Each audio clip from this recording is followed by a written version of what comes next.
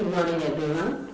I'm here to speak on the Collagen Crosslinking Evidence-Based Learning topic, which has been given to me by Dr. Vanati, and who has been very nice enough, kind enough to allow me to make the presentation through the recorded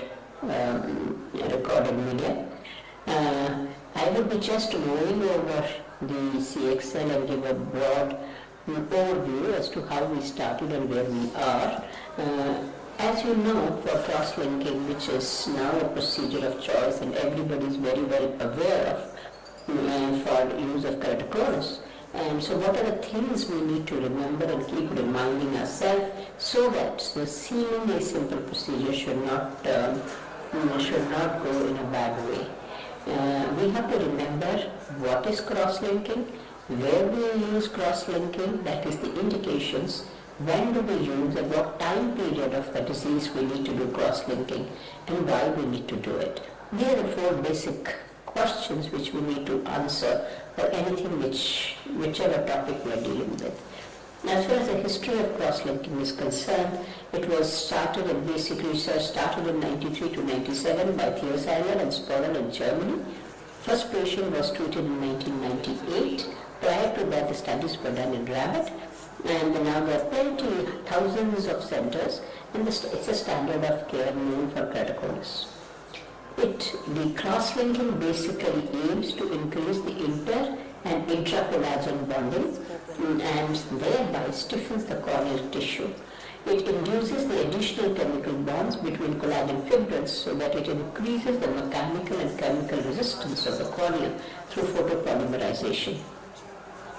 It basically works through a photodynamic reaction where cornea is first soaked in riboflavin, that is vitamin B2, and then ultraviolet rays are applied to it. When they do react, it is the activated riboflavin and the production of the oxygen radicals, which are the reactive oxygen species or active oxygen or O3, which leads to the induction of collagen cross-linking. That leads to increase in corneal rigidity, especially in the anterior 200 to 300 micron of stroma, increase in the modulus of elasticity, collagen fiber thickness also increases, and it leads to resistance of stretching. There are multiple studies available on the utility of cross-linking, where most of the studies have proven that there is reduction in the keratometry, maximum K, starting within the range of 0.5 to 2 diopter, and a minimal improvement in the vision. But we can't compare different studies because they're not all randomized. Some are prospective, some are retrospective. They have varying time frame, and keratoconus being a disease which has altered way of progression. Numerous other studies have also been done. By and large, they all have concluded that there occurs flattening of the corneal curvature, improvement in vision, and a decrease in myopia. But till date, there are only 4 prospective controlled clinical trials are available. Interpretation of cross-linking trials is fraught with difficulty because treatment criteria variability is there is recruitment variability, the disease is not properly defined as to progression of the disease, variable natural history of disease progression is there. We need long-term patients with large number of patients with long-term efficacy. The standardization of diameter of the treatment surface is not there. What duration for which the riboflavin has to be used before UV commencement is pretty variable. Frequency of application of UV exposure has been variable, and post-operative guidelines have also been variable. However, there is a low quality of evidence in the efficacy of CXL in treating keratoconus because we do not have uniformity in the inclusion-exclusion criteria and trial designs. All the 4 RCTs which have been reported have shown the clinical outcome of conventional CXL. They report a 90 to 100% success rate in halting the progression of disease. There is a significant corneal flattening, and they all showed evidence of disease progression in the control group. The treatment protocols use different formulations of riboflavin, delivery methods, the riboflavin concentration variation, and altered UV exposure.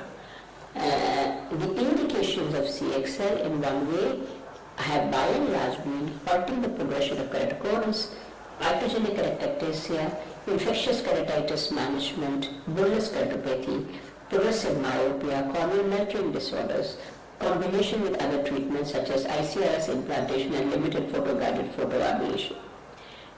The current status of cross-linking as per the USA Corneal Society, FDA has approved it mainly for progressive corneal and post-LASIK ectasia in April of 26. They approved standard rest and protocol, which means 30 minutes of application of riboflavin and 30 minutes of UV exposure of 3 milliwatts per centimeter square. This was also indicated for infectious keratitis. However, they felt that the newer protocols and treatment regimens will further require refinement and investigations.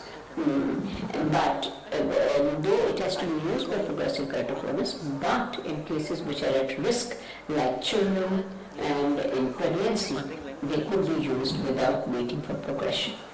Mainly it is the ISO smaller riboflavin which is used, 0.1%, more than 0.146% is used when used with LASIK.